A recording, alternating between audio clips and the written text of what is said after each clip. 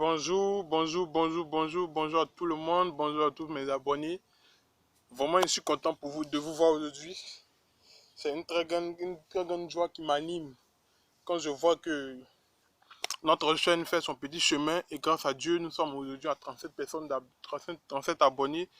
Et je prie Dieu que chaque vidéo que je mets puisse motiver des gens à jouer à la DV Loterie et leur permettre de vraiment, oui, être aujourd'hui, bien, être un jour aux États-Unis. Parce que c'est une opportunité pour tout le monde, vraiment une opportunité pour tout le monde, sans envier quelqu'un, sans toutefois être jaloux de quelqu'un, mais vous encourager à être ici parce que c'est aussi bon et Dieu voulant, vous pourrez être ici aussi.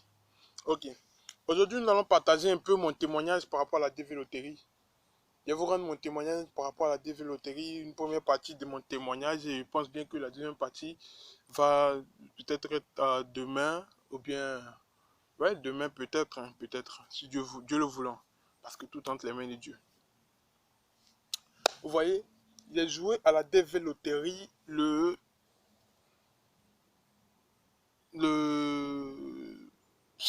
dans le mois de novembre 2017. Oui, donc octobre-novembre 2017. Voilà, en tout cas c'était dans le temps. J'ai joué avec ma grande soeur. Mais bien avant, je marchais avec mon meilleur ami, celui avec qui je suis toujours, celui avec qui je communique toujours.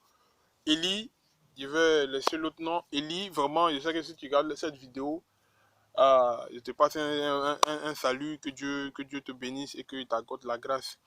Donc, je causais avec mon ami Eli et à chaque fois qu'on était à la maison chez eux, je disais, moi, pourquoi je vais venir ici même, venir aux États-Unis, venir chez les Américains, venir chez les Blancs, parce qu'ils faisaient des recherches sur l'esclavage, comment les Noirs ont été maltraités, déportés ici. Donc, avec toute cette connaissance, vraiment, je n'étais pas en paix avec moi-même, mais ça faisait que je n'étais pas libre de mes sentiments vis-à-vis des Européens.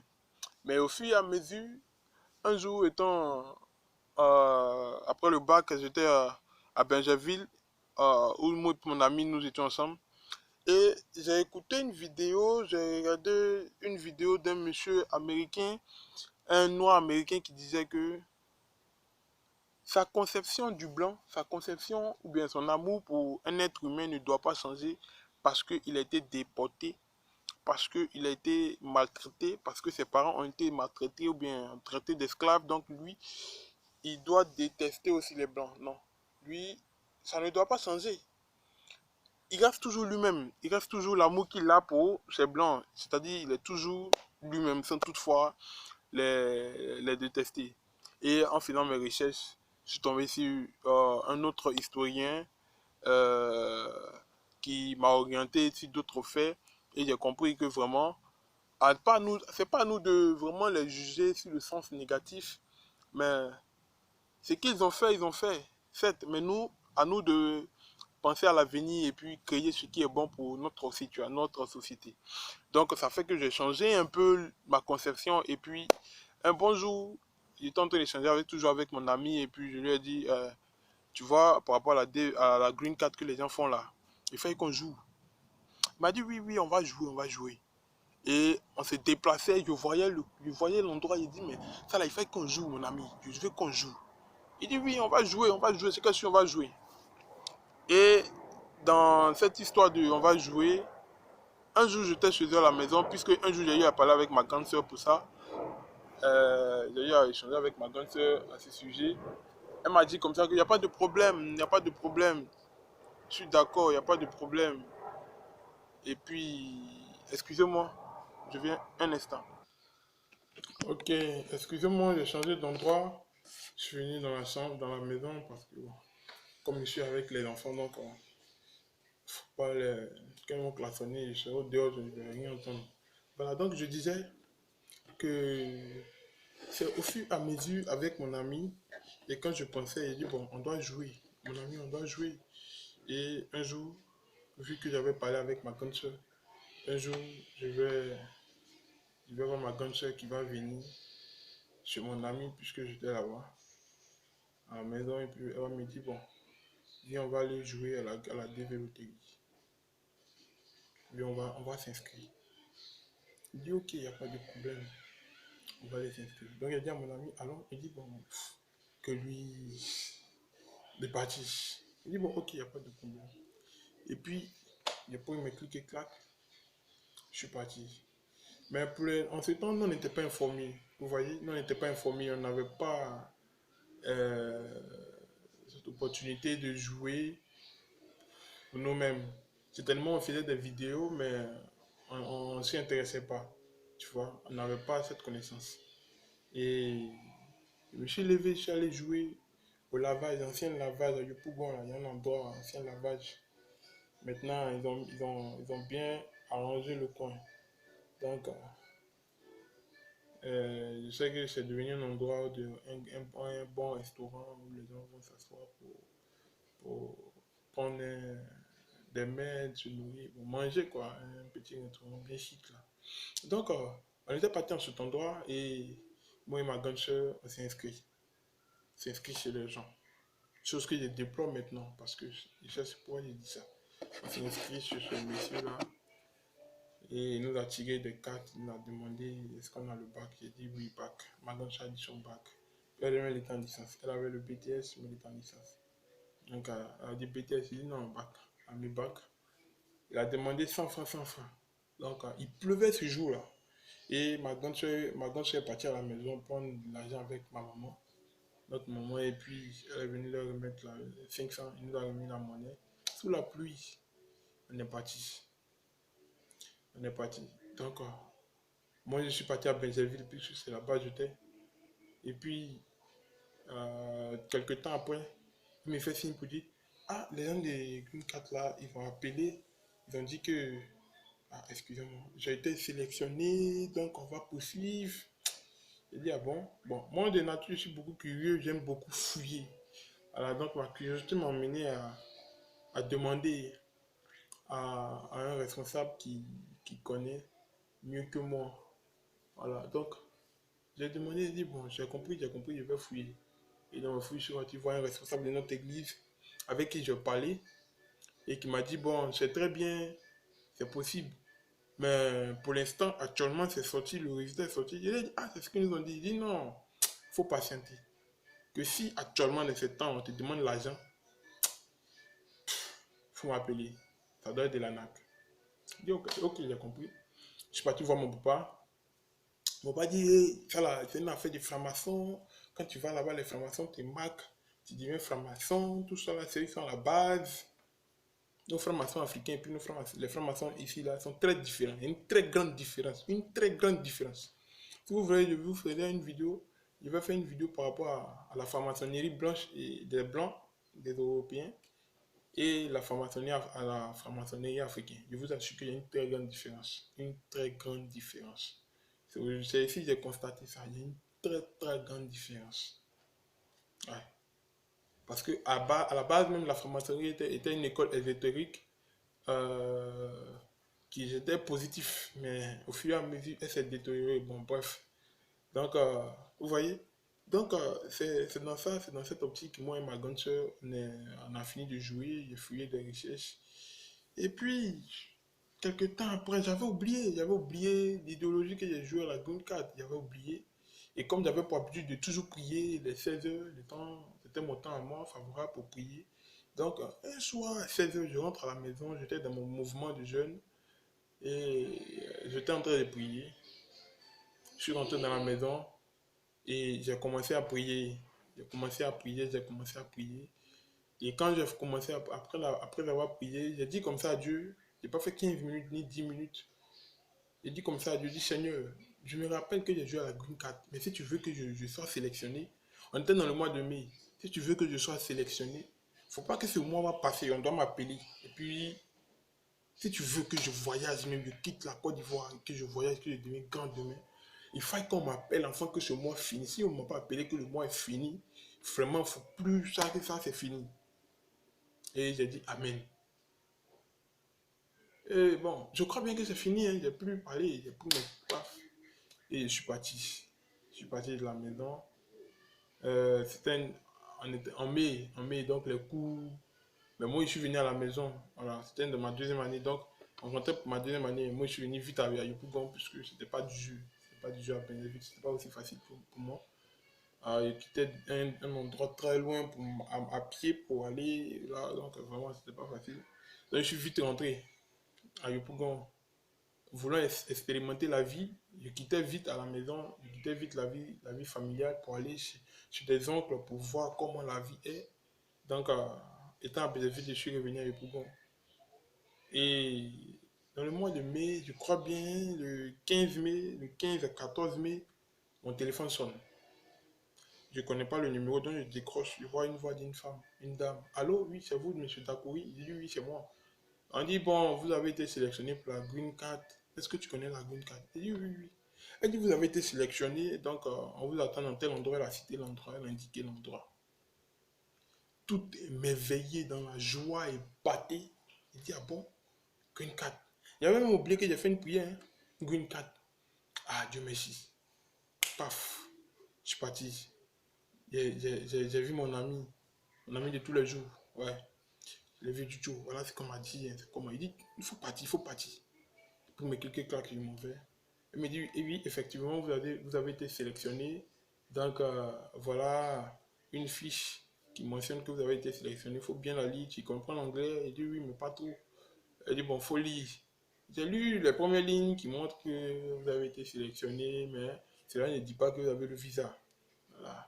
Et puis en bas, il y a mon nom, je vois mon nom, Dieu Dakouri, Edith Dalgou, Chris Ano, Dakouri, donc ils ont écrit ça en anglais là.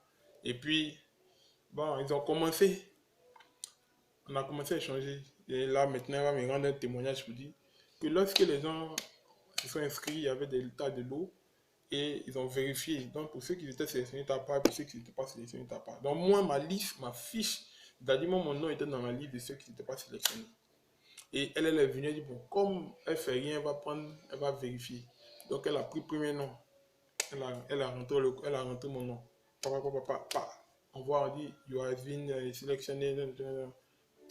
Ça a prouvé que j'ai été sélectionné. Elle dit, mais aïe, lui, il a été sélectionné. Il dit, ah non, c'est pas. Elle a classé. Ça l'a motivé à fouiller. Donc, elle a trouvé moins 3 personnes qui ont été sélectionnées dans cette liste. Et puis, elle m'a rendu ce témoignage. Elle a dit, ah, vraiment, la prière que j'avais faite a eu de l'impact. C'est pas les 4 heures, 20 heures, mais quelques prières, bref, et puis sincère. Ça venait du fond du cœur, en fait. Et dans ça, j'ai dit, ok, pour moi, ils vont me remettre mon case number rapidement. Hein. Elle a fait là, maintenant, elle a commencé à m'expliquer c'est quoi la green card. Quand tu as la green card, tu peux venir aux États-Unis vivre 10 ans et avoir la nationalité. Voilà les opportunités qui s'offrent à toi. J'ai dit, ok, je vais voir mon papa. J'ai vu mon papa, on a eu à échanger. Et papa m'a dit, bon, ok, je vais voir. Je vais voir. Et elle m'a dit, pour retirer, il faut avoir telle somme. Retirer quoi? Tout ça, elle m'a expliqué des tas de millions. Ça faisait près de 2 millions hein, pour faire tous les papiers. 2 millions, 3 millions comme ça. Bon, je ne suis pas le seul enfant de la famille. Voilà, je ne suis pas le seul, ni le premier. Pour dire, je suis le deuxième, non. Je suis le troisième garçon. Le troisième enfant. Et je dirais même le troisième garçon encore. Donc, c'est pas easy pour moi c'était pas aussi simple pour moi euh, de, de, de, de dire à mon père de prendre de l'argent. Donc, on était là et puis, quand elle m'a dit, j'ai dit, ok, j'ai compris. Et j'ai commencé à prier. Je mettais sans prier au fait. Je mettais plus sans prière que je bavardais. C'est-à-dire, je priais, je disais à Dieu, vraiment, si tu es d'accord, si tu as permis qu'on me sélectionne, si je te fais cette prière, j'ai dit, si tu veux que je voyage, ils n'ont qu'à m'appeler. Donc, c'est que tu veux que je voyage, voilà pourquoi on m'a appelé. Donc, voyager là, voici toutes les conditions qui doivent être réunies. Donc, je suis sûr que les conditions seront réunies. Bon chrétien, bon croyant, l'homme de foi que je suis, je ne dirais pas que j'ai une grande foi que beaucoup d'hommes, mais cette foi que j'avais, que j'ai toujours, de prier à 16 heures, je me retrouvais à 16 heures, prier par haute voix, mais doucement, et des prières prophétiques, comme on le dit dans notre jargon chrétien. Je priais comme je pouvais, vous voyez. Et dans ça, mon père est venu me voir, il a dit, bon, comme on t'a demandé de payer 1 million, 4 millions, voilà pourquoi je vous dis de ne pas jouer chez les gens. Je vais aller prendre un prêt. Le vieux allait s'endetter pour pouvoir retirer mon case number. Case number seulement. Hein. C'est pas pour faire tous les dossiers. 15 numbers seulement. Il a payé une grande somme, 1 million. Ouais. On allait, il a payé les 1 million. Et mon 15 numbers. Et maintenant, je ne connais pas. Ben, comme je suivais des vidéos de Fabio Lucin et de Marcelo Lipiano, donc ça fait que j'avais commencé à avoir une connaissance. Et toujours, je m'asseyais dans un endroit, à un cyber, à mon ami. Je lui ai dit, bon, après le PTS, moi, je vais gérer. Je partais faire des compos de PTS. Mon esprit n'était plus là-dessus. Je me disais que le PTS que je vais avoir là, est-ce que je vais utiliser ça? Bon, Dieu voulant, j'ai eu le BTS. Donc, la même année, j'ai eu le BTS. Et en réseau informatique et télécommunications. Mais, quand on a fini, j'étais en train d'échanger avec mon ami par rapport à comment je vais me préparer, comment je vais faire pour pouvoir faire l'interview, avoir un sponsor. Donc, j'étais maintenant plein course de sponsors, je devais avoir un sponsor, je devais avoir aussi un hébergeur, je devais avoir de l'argent pour mon billet d'avion. Donc, tout ça, quand le papa appelle le prêt, l'argent était là. Et les procédures, au fur et à mesure, on a fait le passeport. Pour faire mon passeport, waouh! Waouh! Excusez-moi, waouh! C'était pas facile. C'était même pas facile pour faire le passeport. Donc, étant à la maison, j'étais discret, très discret pour ça. Et j'ai fait le passeport avec mon papa. Un jour, je l'ai pris parce qu'il était loin, lui, il était à Divo, moi, j'étais à Abidjan. Donc, j'ai dit, ah, vraiment, pour faire le passeport, c'est difficile. Donc, j'ai besoin de toi pour pouvoir faire mon passeport. Il m'a dit, bon, ok, je viens. Il est venu, nous sommes allés dans l'agence. On dit, non, voilà, il a expliqué. Il dit, bon, ok, on s'en va. Mais le lendemain, il va se retourner. Là, il va venir avec ses papiers. Excusez-moi, mais il est tellement bourré que mon ventre me fait un peu légèrement mal. Quand je m'assois, il commence à avoir un ventre là. Donc, je vais dégraisser ça. Dieu voulant. En tout temps, les mains de Dieu. Donc, quand on a fini, le vieux m'a dit, bon, on va aller faire ton passeport.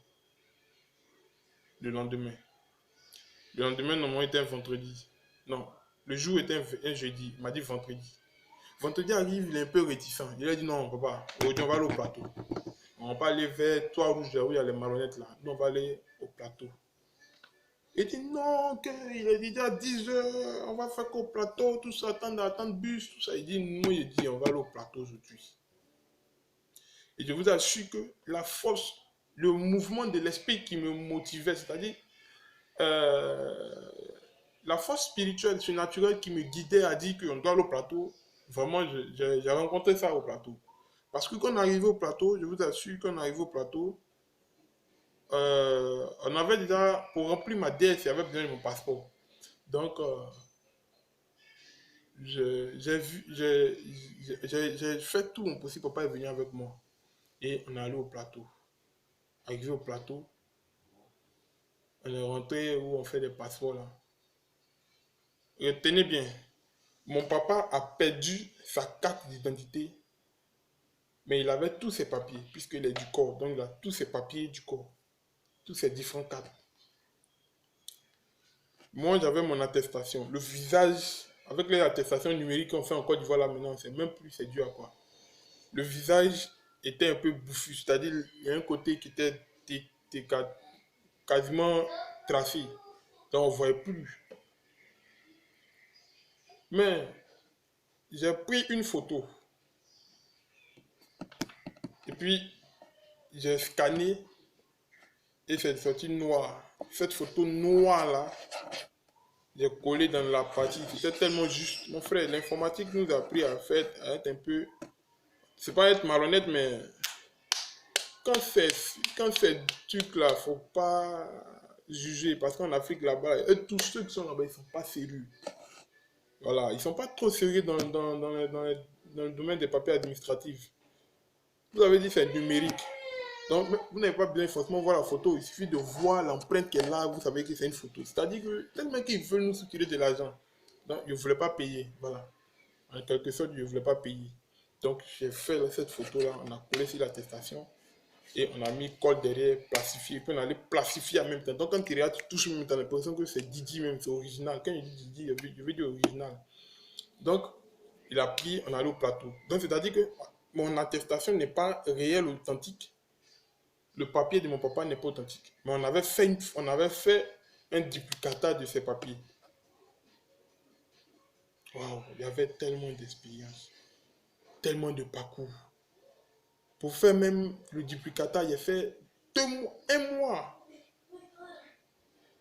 1 mois, je vous dis bien, 1 mois. Parce que quand on va voir le papa, il dit non, bon, aujourd'hui il a fait, mais il doit finaliser. Il y a son ami qui va lui envoyer les cartes. Voilà, voilà. Il a pris, on a envoyé. Le gars, mec, qui doit finir ça encore, il m'a fait tourner. On a payé l'argent. Et quand on a réuni ça, on a allé au plateau. On arrive au plateau, on tombe sur son ami. C'est-à-dire la camarade de mon papa qui était ce jour au service. Elle est du corps. Et il a parlé avec elle. Sans magouille. Non, il n'y a pas eu de magouille. Elle est venue, elle dit, bon, ok, c'est ton fils là? Il dit oui. Donne-moi ses papiers. Elle est rentrée, elle a déposé. Quelques temps après, ils ont appelé les gens, ils m'ont appelé. Moi, pour moi, ils m'ont appelé, c'est pour aller finaliser mes papiers.